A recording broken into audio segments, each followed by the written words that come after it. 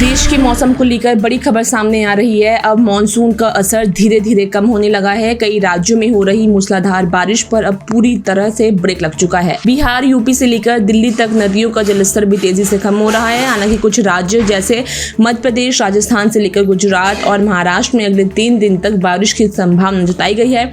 लोगों को इस दौरान सावधान रहने की अपील की गई है। वहीं पहाड़ी राज्यों में लोगों को अब भी बारिश से राहत मिलने की उम्मीद है। और साथ ही अगर हम दिल्ली एनसीआर की बात करें तो यहाँ किसी भी तरह की चेतावनी बारिश को लेकर जारी नहीं की गई है।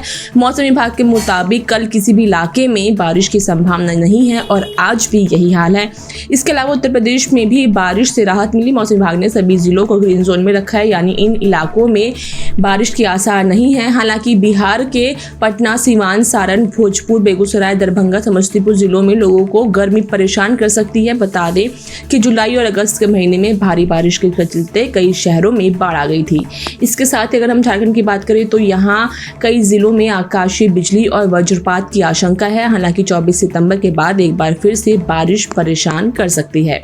उत्तराखंड को भी फिलहाल ग्रीन जोन में रखा है। हालांकि 24 सितंबर के बाद उत्तराखंड, हिमाचल, जम्मू कश्मीर में एक बार फिर से बारिश का नया दौर शुरू होगा, क्योंकि एक कम दबाव का क्षेत्र बन रहा है।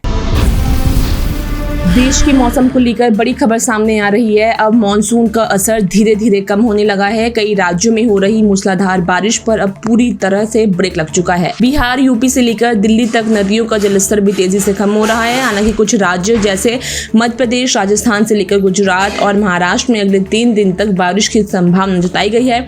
लोगों को इस दौरान सावधान रहने की अपील की गई है। वहीं पहाड़ी राज्यों में लोगों को अब भी बारिश से राहत मिलने की उम्मीद है। और साथ ही अगर हम दिल्ली एनसीआर की बात करें तो यहाँ किसी भी तरह की चेतावनी बारिश को लेकर जारी नहीं की गई है। मौसम विभाग के मुताबिक कल किसी भी इलाके में बारिश की संभावना नहीं है और आज भी यही हाल है।